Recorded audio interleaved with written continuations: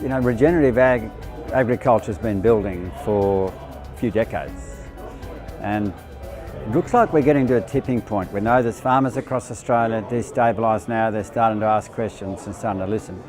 And the NutriSoil people have put together a day-to-day of some of the key movers and shakers in regenerative ag, all in the one room, at a time when ideas are solidifying and becoming clearer. And so it's, in my experience, it's quite unique.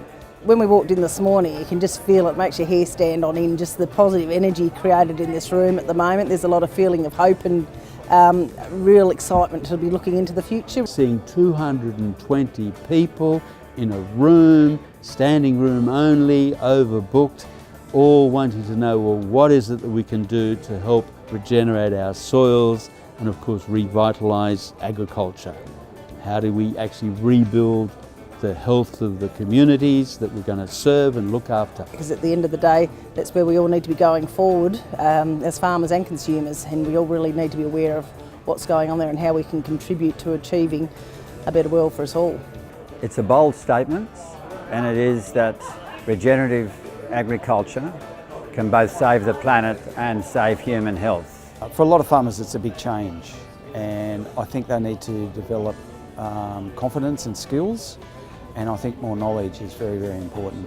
We've been playing around in this space, we've been talking the talk, politicians have been talking the talk, but we're getting down to the point we've got perhaps 10 years before the soil degradation, the aridification, but also these health consequences start biting seriously. So yes, the urgency is absolute. Should we be scared? No, there are elegant solutions. I think the other thing to say is we should, and this is a bit cruel to say, we don't necessarily have to rescue everybody or we've got to change everybody. It's a democracy, but we do have to build the viable lifeboats for those who want to get on board, you know, that they have a basis to say, look, here is the templates and the foundations for a viable regenerative future. What I found in my research of interviewing well over 100 farmers is that in about 60% of the cases, the major shift from industrial ag to regenerative ag was something that cracked their mind open, really shattered the shell of their brain. And for me, it was a reflection on my bad mistakes, and then the 1980s drought was the mind cracker. With the quality of Charles's book and the information that he's provided there, I think it's just been an amazing opportunity for people to be able to have access to all that information in one spot.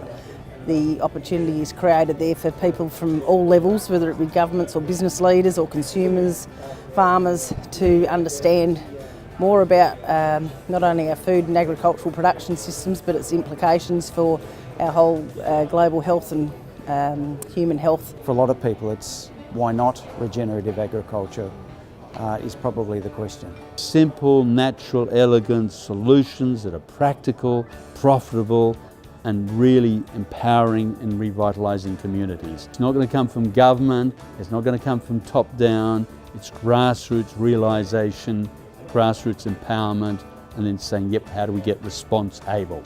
The study that we finished is 16 farmers, long-term study, up to 17 years of financial performance.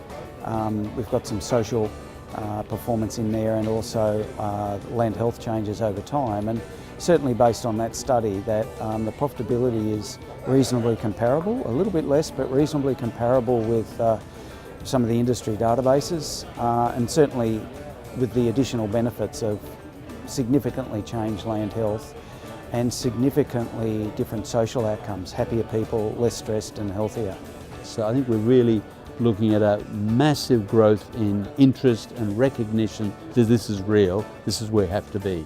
And in a sense, there are solutions, so let's get into them. The solutions are there, they're achievable, and it really puts the power back in the people. And I think that's the exciting part, that as consumers and farmers and that can all work together and achieve fabulous outcomes for everyone. We made that very simple, clear point that, look, nature created this biosphere, created our healthy soils, created our high nutritional healthy foods, and all we have to do is get our boot off her throat to let her basically breathe and really rebuild these biosystems.